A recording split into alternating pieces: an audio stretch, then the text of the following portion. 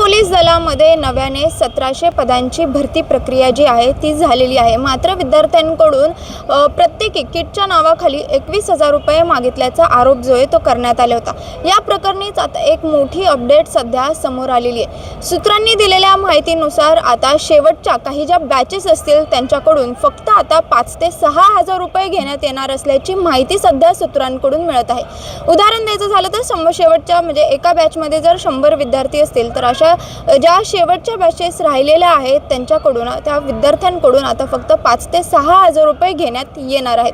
खरं तर गेल्या काही दिवसांपासून हा मुद्दा जो आहे, हा विषय जो आहे तो आम्ही मांडण्याचा प्रयत्न करत आहोत। याची एक सिरीजच आम्ही बनवली होती ज्यामध्ये आधी हा विषय मांडला, त्याच्यानंतर ना असे मेसेज जे विद्यार्थ्यांकडे पैसे मागितल्याचे मेसेज जे आहेत ते देखील आम्ही दाखवण्याचा एक पुरावा म्हणून एक प्रयत्न देखील केलेला होता।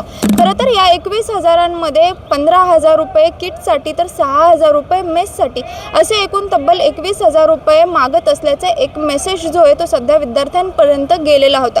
खरं तर 5 ते 6,000 रुपये आवश्यकता असताना 21,000 रुपये का मागितले जातात असा आरोप जो आहे किंवा असा प्रश्न जो आहे तो उपस्थित केलेला होता।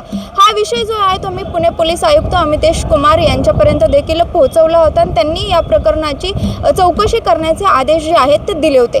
सध्या या प्रकरणाची चौकशी सुरू असून त्यांनी जे कोणी दोषी आढळतील त्यांच्यावरती कारवाई करण्याचे आदेश दिलेले।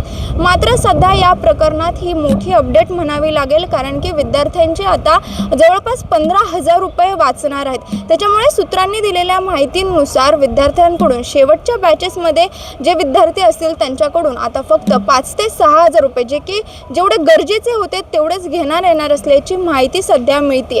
त्यामुळे आता या प्रकरणात नेमके पुढे काय होतं, या प्रकरणातील प्रत्येक अपडेट आम्ही तुमच्यापर्यंत पोहोचवत राहू। त्यासाठी पाहत राहा टाइम्स ऑफ महाराष्ट्र।